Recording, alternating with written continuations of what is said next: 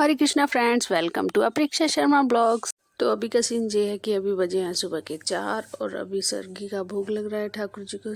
ठाकुर जी नहा धुला के एकदम रेडी कर दिए गए हैं।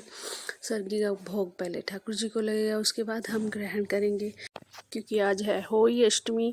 होई अष्टमी का व्रत रखते हैं हम होई माता के लिए, जो कि बच्चों की समृद्धि और स्वस्थ जीवन के लिए होते हैं। तो अभी मैं रेडी हो चुकी हूँ नहा धो के, और उसके बाद नहाने के बाद मैंने सभी कुछ बनाया था, सेवियाँ, गोभी और साथ में चपातियाँ। तो साथ में नारियल रख लिया, फ्रूट्स रख लिया। उसके बाद हमने ठाकुर जी को भोग लगाने के बाद खुद ग्रहण किया। तो ये थी मेरी फाइनल मॉर्निंग लुक। मैंने ग्रीन सूट के साथ ग्रीन चूड़ियाँ डाली थी। होली अष्टमी के व्रत में हम ग्रीन ही डालते हैं, मतलब कोशिश करते हैं अगर ग्रीन ड्रेस मिल जाए तो अच्छा है, ग्रीन सूट डाल लेते हैं। अदरवाइज़ ये अपनी डिज़ायर होती है कि हमने कौन सा कलर पहनना है व्रत वाले दिन। कोई ऐसा फिक्स नहीं होता है कि ग्रीन ही पहनना है, वो अपनी डिज़ायर होती है। तो मुझे हाँ ग्रीन ही पता है। जैसे मेरी सिस्टर्स व्रत रखती थी और फिर मम्मा को भी काफ़ी टाइम देखा है, तो हम ग्रीन ही पहनते हैं, ग्रीन चूड़ियाँ और ग्रीन सूट। तो इसीलिए मैंने ग्रीन ही वियर किया था। मतलब हमारे पेरेंट्स हमारे लिए बहुत सारे एफर्ट्स करते हैं, स्पेशली हमारी माँ हमारे लिए बहुत कुछ करती है, जो कि हम चाहकर भी चुका नहीं सकते। तो प्लीज़ अपने पेरेंट्स की रिस्पेक्ट करें। यही उनके लिए सबसे ज़्यादा स्पेशल मोमेंट होता है कि उनके बच्चे उनकी रिस्पेक्ट करते हैं। तो देखिए ब्लैक एंड वाइट लुक में हम मैं कितनी प्यारी लग रही थी।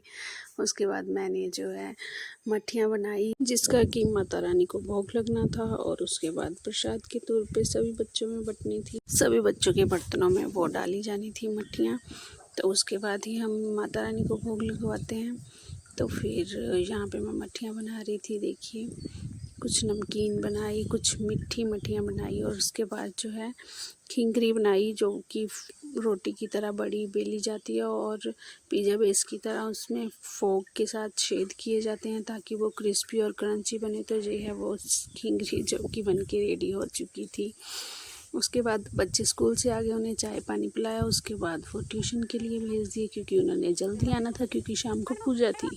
और फिर जो है मैं पूजा की तैयारी में लग गई, जल्दी से सारा काम किया, खाना भी बनाया, और साथ में जो सामने मिट्टी के बर्तन पड़े हुए हैं वो हमने दिया रेंज बच्चों को देने थे, जिसमें मट्टियाँ वगैरह डाली। और फिर सारा काम ख़त्म करने के बाद तुरंत ही हम बच्चों के आते ही पूजा करने के लिए बैठ गए, जिसमें कि हमने होई माता की व्रत कथा सुनी, जिसमें कि व्रत का महत्व बताया जाता है, बच्चों को भी समझाया। तो उसके बाद जो है हमने आरती की। उसके बाद दीदी ने सभी को चक्रा दिया। उसके बाद मेरी बारी थी, मैंने दिया, आर्यांश अर्नब सभी को चक्रा दिया, और मेरी जान अर्नब जी देखिए। उसके बाद जो है दीदी ने मुझे शगुन दिया। उसके बाद हमने काफ़ी सारी रील्स बनाई, पिक्चर्स ली। उसके बाद हम तारे की वेट कर रहे थे कि कब तारा निकले और हम व्रत खोलें। तो उसके बाद जो है यहाँ पे मैं रील्स बना रही हूँ, देख। फिर हमने तारे की वेट करते हुए काफ़ी सारी रील्स बनाई और पिक्चर्स क्लिक की। तो फिर अचानक से पता चला कि शायद तारा निकल चुका है। तो उसके बाद सबसे पहले दीदी ने मत्था टेका, अर्घ दिया, और उसके बाद रियांश ने दीदी का व्रत खुलवाया। हम बच्चों से ये व्रत खुलवाते हैं, क्योंकि ये बच्चों के लिए रखा जाता है। तो उसके बाद मैंने पूजा की, और उसके बाद मेरा अर्नब दिया और रियांश, तीनों ने व्रत खुलवाया। तो उसके बाद मुझे इतनी प्यास लगी थी कि क्या बताऊँ, मैं बड़ी आराम से पानी पी रही थी। आराम आया, सुबह से भूखी प्यासी व्रत में लगी हुई थी, लेकिन सारा दिन बिल्कुल पता नहीं लगा काम करते हुए। देखिए मेरी जान मेरे साथ पिक्चर क्लिक कर रही थी। उसके बाद मैंने अर्नब के पापा के साथ भी छोटी सी क्लिप ली। तो अगर आपको मेरा ये ब्लॉग अच्छा लगा हो तो प्लीज़ लाइक करें, शेयर करें, कमेंट करना ना भूलें। और जिसने अभी तक मेरे चैनल को सब्सक्राइब नहीं किया है तो वो प्लीज़ जाके मेरे चैनल को सब्सक्राइब करें। और तो यहीं पे मैं अपने ब्लॉग को एंड करती हूँ। मिलती हूँ आपको नेक्स्ट ब्लॉग में।